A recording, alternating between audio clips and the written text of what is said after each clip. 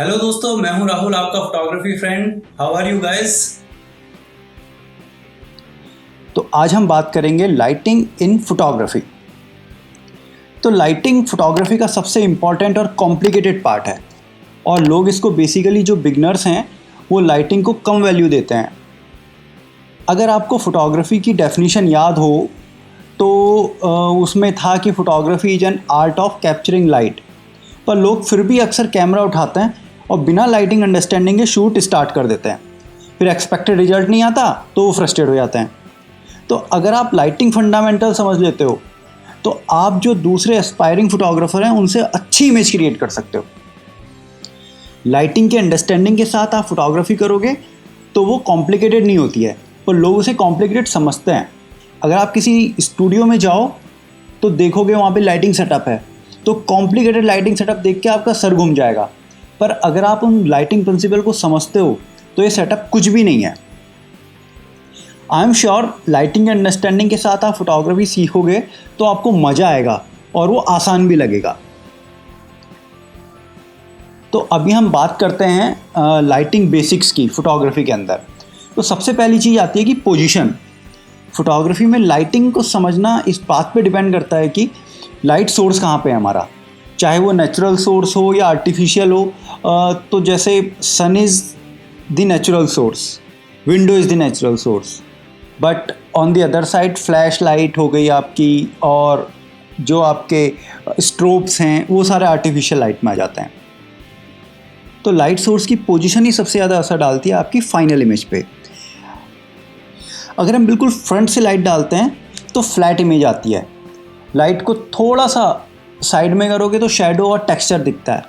Keep in mind कि natural light source के साथ आपको सब्जेक्ट की पोजीशन चेंज करनी पड़ेगी, पर आर्टिफिशियल लाइट सोर्स के केस में आप लाइट की पोजीशन चेंज कर सकते हो। अगर आप साइड से लाइट देते हो तो ड्रामेटिक लाइट क्रिएट होती है जिसमें शैडो होती है और डेप्थ होती है। ये लुक बहुत ही स्पेसिफिक होता है, इमोशनल और मूडी टोन होती है उसमें। अच्छा, अगर हमारा लाइट सोर्स सब्जेक्ट के पीछे होता है तो इमेज शैडोड या सलर्ट बनाती है। अगर आप कैमरे की सेटिंग को ध्यान से काम करते हैं तो आप इमेज को प्रॉपरली एक्सपोज कर सकते हो और बैकलाइट को as a rim light use कर सकते हो। तो इस तरीके से इमेज में एक्स्ट्रा एलिमेंट ऐड हो जाता है with the interest and the depth. Basically इस तरीके का यूज पोर्ट्रेट फोटोग्राफी और प्रोडक्ट फोटोग्राफी में ज़्यादा होता है। तो अभी हम बात करते हैं type of light in the photography. तो बेसिकली दो टाइप की लाइट्स हो गई आपकी, एक होती है सॉफ्ट लाइट, एक होती है हार्ड लाइट, राइट। तो अलग अलग लाइट सोर्स की अलग अलग क्वालिटी होती है। ये क्वालिटी सबसे ज़्यादा नोटिस में आती है जब आप इमेज में शेडोज़ को एनालाइज करते हो। अगर लाइट डिफ्यूज्ड है, मतलब लाइट फैल कर आ रही है, तो इससे काफ़ी कम और सॉफ्ट शेडो बनती है और आप देखोगे कि फेस पर हाईलाइट और शेडो में डिफ्रेंशिएशन काफ़ी कम होता है। इसको सॉफ्ट लाइट कहते हैं। ऑल्दो लाइट सिंगल सोर्स से आती है पर वो कई डायरेक्शन में फैलती है। और एक और तरीका है कहने का कि ये डायरेक्शनल लाइट नहीं होती है। क्लाउडी डे एक्सलेंट एग्जाम्पल है सॉफ्ट लाइट का। क्लाउडी डे पर हम जो इमेज क्रिएट करते हैं उसमें शैडोज़ काफ़ी सॉफ्ट होती हैं। अगर आप अपने सब्जेक्ट पर सॉफ्ट लाइट डालने की कोशिश कर रहे हैं तो आप डिफ्यूजर यूज कर सकते हैं। अगर आप नेचुरल लाइट में शूट कर रहे हैं तो सब्जेक्ट को शेड में खड़ा कर दो। अगर आप फ्लैश लाइट यूज कर रहे हो तो या तो आप फ्लैश की लाइट को वॉल से बाउंस करा सकते हो या सॉफ्ट बॉक्स यूज कर सकते हो। और हम बात करते हैं हार्ड लाइट की। हार्ड लाइट डायरेक्शनल लाइट होती है, जैसे स्पॉट लाइट हो या डायरेक्ट फ्लैश लाइट या फिर सन। तो शैडो काफ़ी हार्ड होती है और जो लीट एरिया है उसमें और डार्क एरिया में काफ़ी डिफरेंस होता है। तो आप इस इमेज में भी देख सकते हो। Hard light basically Moody image create करने का काम आती है।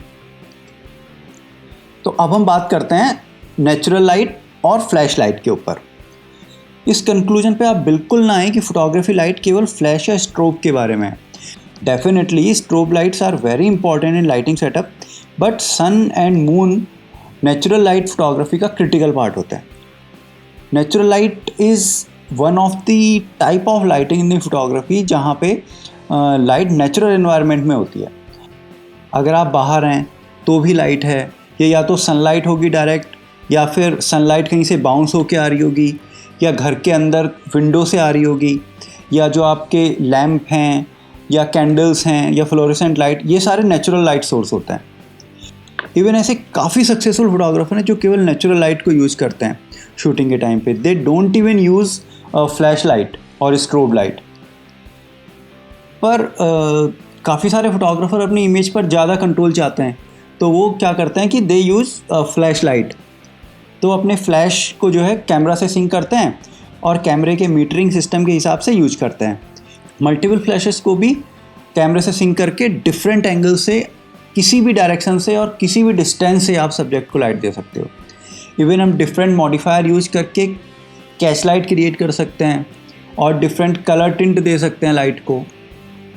तो अभी हम बात करते हैं कलर टेम्परेचर की। सभी लाइट सोर्स में एक एसोसिएटेड कलर टेम्परेचर होता है जो केल्विन में मेजर होता है। वार्म लाइट में कूलर कलर्स के कंपैरिजन में कम टेम्परेचर होता है। कैंडल लाइट में वार्मर टेम्परेचर होता है और सनलाइट का जो कलर टेम्परेचर होता है वो वार्म और कोल्ड के बीच में होता है, अप्रॉक्सीमेटली 5500 केल्विन। जब क्लाउडी डेज में सनलाइट फैलती है तो वो जनरली कूलर होती है। आपके कैमरे का वाइट बैलेंस डिसाइड करता है कि लाइट का टेम्परेचर कैसे कंट्रोल करना है। कैमरे में ऑटो वाइट बैलेंस भी होता है, पर जब अलग अलग टाइप की लाइट्स होती है तो ऑटो ऑप्शन कभी कभी आपको डिजायर्ड रिजल्ट नहीं देता है, तो उस केस में हम मैनुअल वाइट बैलेंस सेट करते हैं।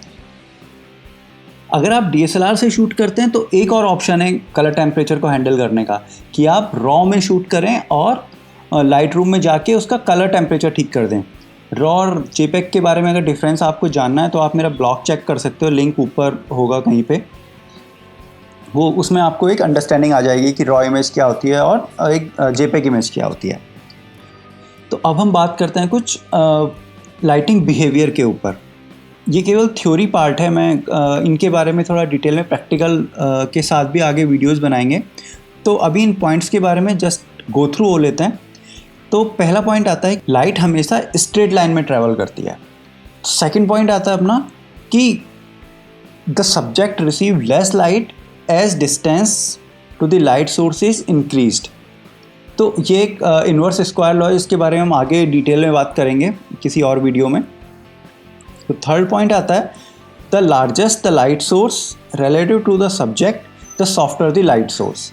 तो आपका लाइट सोर्स जितना बड़ा होगा उतनी सॉफ्ट लाइट आती है। तो इन सारी चीज़ों के बारे में प्रैक्टिकली हम लोग आगे किसी वीडियो में बात करेंगे। Now begin by shooting in natural light. Photography start करने का सबसे अच्छा तरीका है कि आप नेचुरल लाइट में शूट करना स्टार्ट करें। आप लाइट सोर्स को मूव नहीं कर सकते हो, पर you can move the subject. Shoot का टाइम चेंज कर सकते हो, यूज़ विंडो एज फिल्टर और बैकग्राउंड को लिट कर सकते हो। सब कुछ सिंपल रखते हुए आप फंडामेंटल को समझोगे लाइट के, तो आप बाहर शूट करो, play with different lighting setups like direct sunlight, cloudy day, filter light under tree, shooting in dark shadows.